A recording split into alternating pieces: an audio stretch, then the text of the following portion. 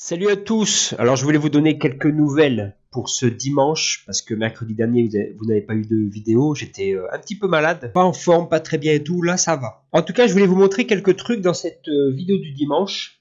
C'est une vidéo simple hein, qui va pas être très très longue. Déjà, regardez, je me suis procuré sur AliExpress une petite console émulateur. Alors par contre, dites-moi en commentaire ce que vous en pensez. Parce que c'est pas la première console émulateur que j'achète. Je trouve ça dommage quand même que sur les émulateurs, je sais pas pourquoi ils vous proposent, par exemple, de la Nintendo 64, alors qu'ils savent très bien que les jeux ça va pas, ça rame et tout sur leur console.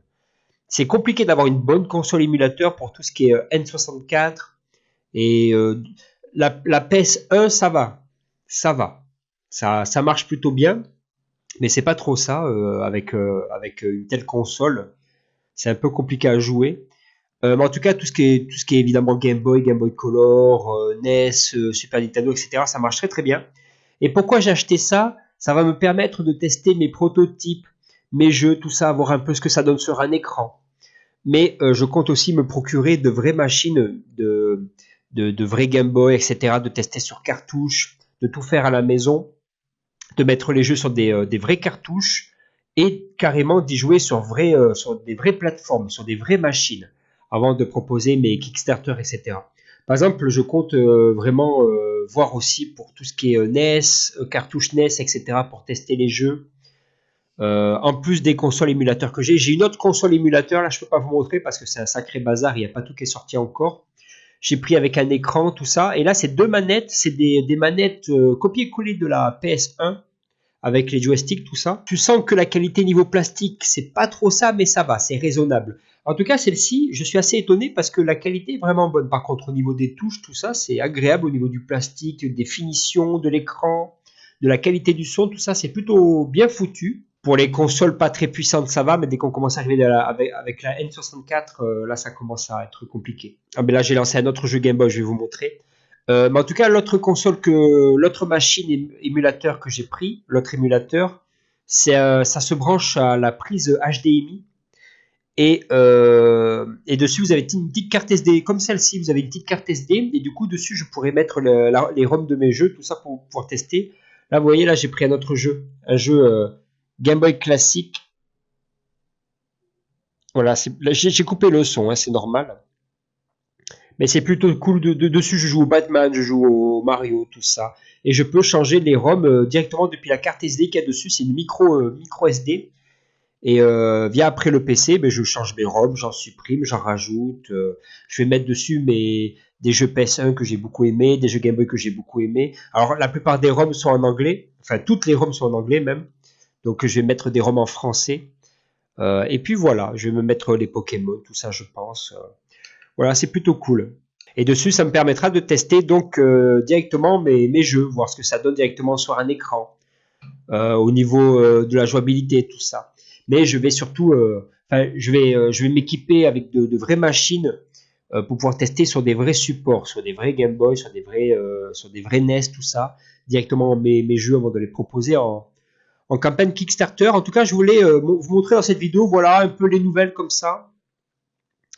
Je voulais montrer cette campagne aussi qui a pop il n'y a pas longtemps sur Kickstarter. Alors, vous voyez, alors ça c'est bien d'ajouter toujours des photos comme ça de qu'est-ce que vont avoir les gens et tout machin. C'est ça qui fait que ça marche. Et il faut proposer du physique. Proposer pas que du digital, que du numérique, sinon ça ne fonctionnera pas. Proposer du physique. Ça, je le répéterai toujours et toujours.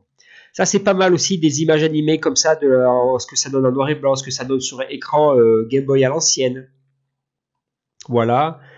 Là les récompenses, blablabla. Là le stock, le mec il a déjà le stock. Hein. Et pourquoi je voulais surtout vous montrer cette campagne Kickstarter, c'est parce que c'est une campagne de 15 jours, comme ce que je veux faire là. La prochaine campagne Kickstarter que je ferai, ça sera une campagne de 15 jours sur un petit jeu, je sais pas trop quoi encore. Je me suis pas encore décidé, mais ça sera une campagne de 15 jours. Là, le mec, il a débarqué avec une campagne de 15 jours et au bout de 24 heures, il était déjà à 13 000 euros. Au bout de 24 heures. 13 000 euros. C'est un truc de fou. Hein. Là, il reste 12 jours, il va monter jusqu'à peut-être 20 000, qui sait, ou frôler les 20 000, c'est possible. Il demandait 5 000, 5 000 euros, mais en 24 heures, il était déjà à 13 000. pour une campagne de 15 jours. C'est un truc de fou, je sais pas si vous vous rendez compte. Ça marche très très bien les jeux rétro, c'est un truc de fou hein, sur Kickstarter. Donc ma prochaine campagne, en mai ou en juin, de toute façon je ferai des vidéos là-dessus, je proposerai pareil, je vais faire exactement pareil que sur cette campagne. Je vais montrer des images de ce que va donner la boîte, le manuel, la cartouche. Je vais vraiment donner des détails, beaucoup plus que à ma première campagne test. Là, je vais vraiment montrer pareil des photos, comme ça je prendrai des photos pareil sur table, comme ça, avec de la lumière naturelle, de ce que donne la boîte, tout déballé avec le carton, le protège cartouche, tout. Je vais faire exactement pareil, avec vous voyez, des petits dessins comme ça sur la page de présentation, des images animées. Je vais faire exactement la même chose. Et dans les récompenses, pareil, je vais faire quelque chose. Alors, je vais pas faire forcément comme ça.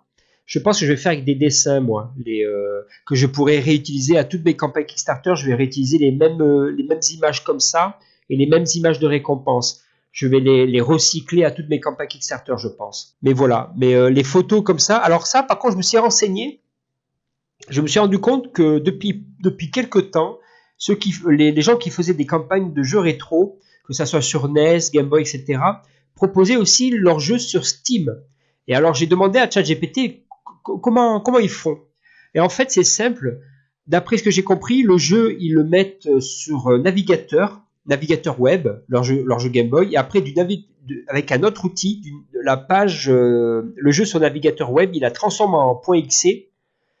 Et du coup, ils peuvent après en faire un jeu Steam, tout simplement. Enfin, pour ceux qui ont compris. En gros, ils rendent leur jeu possible, jouable sur PC. Et je trouve ça intéressant. Je pourrais, pourquoi pas, me lancer aussi sur Steam, mettre mes jeux sur Steam. Alors, je sais que tu payes pour mettre un jeu sur Steam. Pour publier ton jeu sur Steam, tu dois payer 100 € si je ne me trompe pas. Je m'étais renseigné il y a un moment. Avant de me lancer sur itch.io, tout ça. Pourquoi pas, je suis en train de réfléchir, lancer aussi mes jeux sur Steam et de faire gagner les clés du coup via mes campagnes Kickstarter aussi. Donc ça me fera des revenus en plus de itch.io, de mes campagnes, de Homebrew Factory et en plus j'aurai aussi des revenus sur Steam. Du coup j'aurai de multiples revenus sur un seul et même jeu sur plusieurs plateformes. Et je voulais vous montrer en parlant de mes jeux, ma campagne sur Homebrew Factory avance mais c'est pas trop ça. Ça galère un petit peu tout de même, comme vous pouvez le voir, je suis à 8 précommandes sur les 25 que je demande à la base. Je suis à 8 et il reste 14 jours. Donc, c'est possiblement un échec. Bon, après, c'est pas totalement un échec parce que le but était aussi de récolter des infos de comment ça fonctionne, est-ce que c'est simple, est-ce que c'est pas simple. Et pourtant, j'ai fait un petit peu de pub aussi à l'extérieur. Alors, on verra, il reste 14 jours, je vais continuer à surveiller tout ça. Voir si je peux peut-être faire un peu plus de pub via peut-être des influenceurs, tout ça je vais voir prochainement. En tout cas pour vous montrer un peu les nouvelles sur ce petit jeu d'horreur Game Boy que j'ai réalisé à un peu plus d'une semaine. Donc où nous devons trouver l'essence, la clé, la batterie de la voiture, de cette voiture pour pouvoir nous enfuir d'un tueur qui essaie de nous tuer. Un petit jeu Game Boy court et fun, avec de très très belles musiques.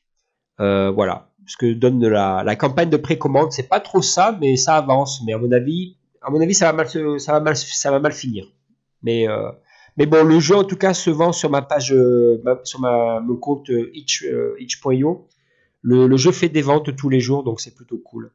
Mais voilà, je voulais vous donner un peu des nouvelles, les gens sur la chaîne de comment ça se passe en ce moment. J'ai pas beaucoup de choses à vous parler de plus. Le mois prochain, je vais vous montrer des images de d'autres jeux Game Boy sur lesquels je travaille, tout ça. Donc ça va être fun dès le mercredi prochain. En tout cas, voilà pour les infos, les gens. Tous les mercredis et dimanches, je vous le rappelle, une nouvelle vidéo sur la chaîne. Vous êtes de plus en plus nombreux à vous abonner, c'est cool. Et vous avez tous mes liens en description. Vous avez aussi ma formation en description Kickstarter si vous voulez que je vous aide pour votre propre campagne Kickstarter, si vous voulez que je vous aide, parce qu'il y a aussi mon numéro WhatsApp dans la formation, si vous voulez que je vous aide directement par messages vocaux au téléphone, s'il y a besoin, tout ça, c'est voilà. Je vous laisse là-dessus, en tout cas les gens, c'était Rino, portez-vous bien, ciao, bye bye.